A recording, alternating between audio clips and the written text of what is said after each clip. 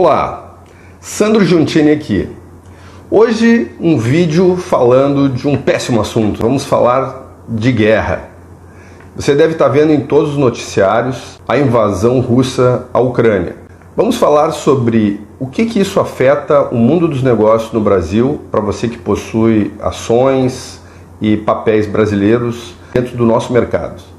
Vamos falar um pouquinho sobre as commodities brasileiras e como essa guerra pode nos afetar.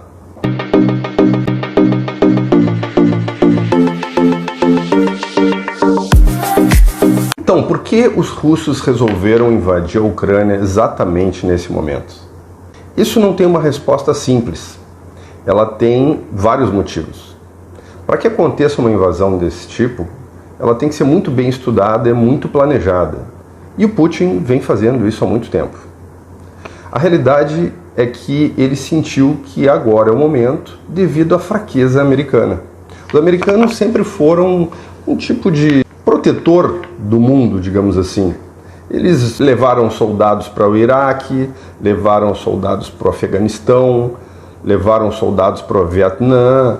Então, assim, sempre que o mundo teve algum conflito, onde o mundo ocidental entendia que deveria proteger determinado país ou região, os americanos estavam lá nessa guerra como sendo o maior poder militar do mundo. Mas e agora? Por que Putin escolheu essa entrada? Até há pouco tempo atrás, os Estados Unidos tinham um presidente forte, um presidente que realmente era uma incógnita para os russos. Mas agora, com a entrada de Biden, os americanos parecem mais perdidos e mais enfraquecidos politicamente. E Putin, com certeza, sentiu esse momento. A região da Ucrânia sempre foi estratégica para a Rússia. Ela fazia parte da União Soviética, que é a União das Repúblicas Socialistas Soviéticas. Com o desmantelamento da União Soviética, a Rússia ficou mais fragilizada em relação a essa região geopolítica, porque a Ucrânia sempre fez uma proteção para Moscou em relação aos Países Baixos da Europa. Vou colocar aqui um mapa onde ele mostra a fronteira da Ucrânia em relação aos Países Baixos europeus. Então você vê aqui que para que esses países pudessem atacar ou cruzar o espaço aéreo em direção a Moscou ou por terra, eles teriam que estrategicamente passar pela Ucrânia. A Ucrânia fazia uma certa proteção a Moscou. Com essa separação das repúblicas soviéticas, a Rússia ficou sem essa proteção. E agora, com a ideia de que a Ucrânia faça parte da OTAN, Putin disse, agora é o momento, não vamos aceitar isso. Porque aí os americanos e os outros países europeus poderiam colocar mísseis e ogivas nucleares ao lado de Moscou, onde eles ficariam muito frágeis. Além da questão de segurança, a questão armamentista, também tem a questão do gás. A Europa compra muito gás russo. Esse gás é escoado por dutos que cruzam a Ucrânia para poder chegar lá na França, na Alemanha, que dependem muito desse gás. A Rússia invadindo a Ucrânia, os valores volumosos que a Rússia pagava à Ucrânia para que esse duto passasse pelas terras dele, não vão mais precisar ser pagos. Além disso, Chernobyl, que é uma usina nuclear, fica dentro do território ucraniano. E os russos já tomaram conta dessa usina. Então, será que essa guerra vai parar aí? Será que os russos vão parar na Ucrânia? Ou essa guerra pode se expandir? Essa guerra pode se expandir muito, pessoal. Veja que a China, que é um grande poderio militar, eu diria que hoje os 3 grandes poderios militares do mundo são Estados Unidos, Rússia e China. China tem o mesmo interesse que a Rússia teve na Ucrânia por Taiwan. A noite passada, 9 aviões chineses sobrevoaram Taiwan, entraram no espaço aéreo de Taiwan, acendendo os alertas de uma possível invasão. Você imagina, o mundo vivendo nesse momento uma invasão da Rússia à Ucrânia e da China a Taiwan ao mesmo momento. Qualquer atitude internacional do Ocidente em relação a isso poderia desencadear até mesmo uma terceira guerra mundial. Não estou dizendo que isso vai acontecer, mas há um risco. A China é responsável por 20% de todo o comércio global.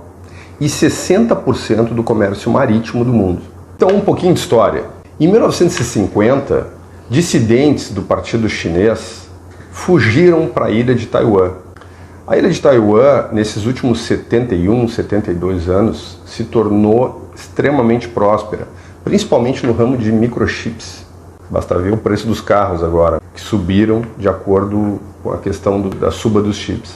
Essa ilha hoje tem renda per capita do taiwanês é de 56 mil dólares, muito acima de países ricos europeus como a França e a Alemanha. Então os chineses nunca se conformaram com a separação de Taiwan do território chinês.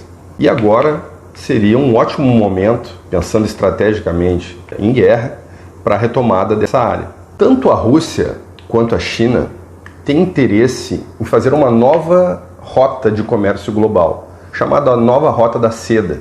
Essa rota irá de Roterdã, na Holanda do Sul, até Xangai, passando por várias ex-repúblicas soviéticas. Se essa nova rota acontecer, haverão novos investimentos em bases aéreas e portos bilionários nessa nova rota, encurtando o caminho para a Europa pelo Ártico. Então é interesse dos dois países que essa nova rota aconteça. E para o Brasil, onde isso influencia aqui para nós no Brasil? Os chineses são altamente dependentes do Brasil em carne e grãos. A realidade é que os chineses não conseguem produzir comida suficiente para abastecer toda a sua demanda de mais de 1 bilhão de chineses.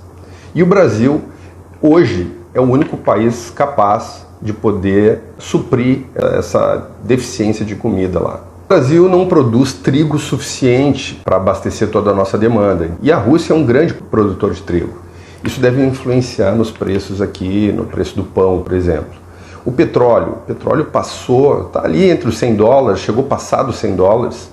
Eu comentei aqui em vídeos no canal que isso poderia acontecer, até nem contando com a guerra, somente contando com a forte demanda do petróleo, com a retomada dos negócios. Faz uns 3 ou 4 meses. Eu vou botar o link aqui embaixo para que você possa assistir, onde eu falo sobre a formação do preço da gasolina aqui no Brasil e passa pelo petróleo esse assunto. Essa subida do barril de petróleo no exterior, prepare-se para uma nova suba da gasolina aqui.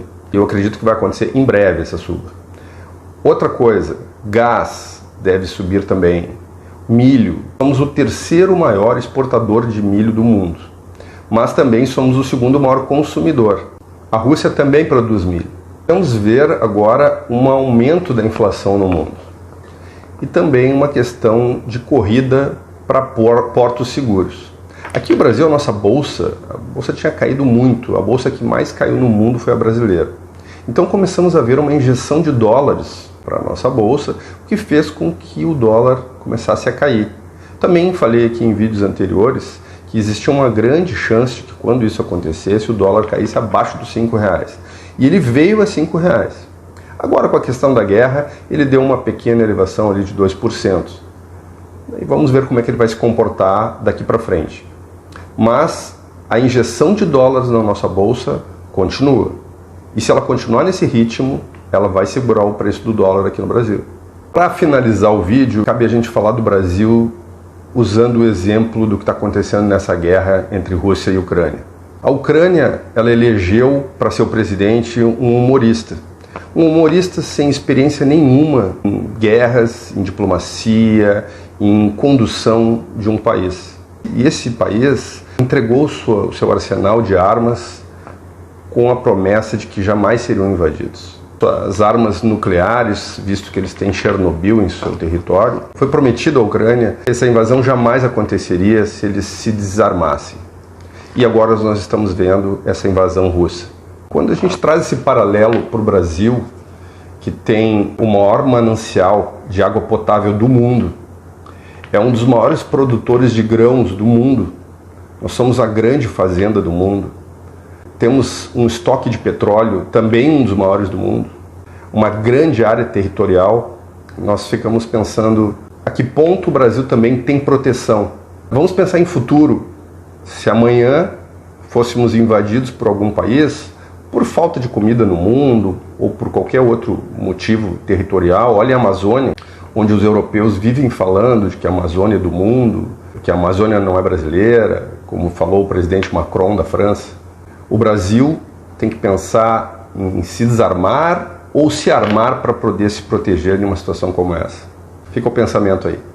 Bom carnaval a todos. Eu peço aí para quem gostou do vídeo, que curta o vídeo, se inscreva no nosso canal, tem aqui embaixo em vermelho, inscreva-se, nos ajude a crescer esse canal e a mostrar para mais pessoas as nossas ideias e os nossos vídeos. Um grande abraço e até o próximo vídeo.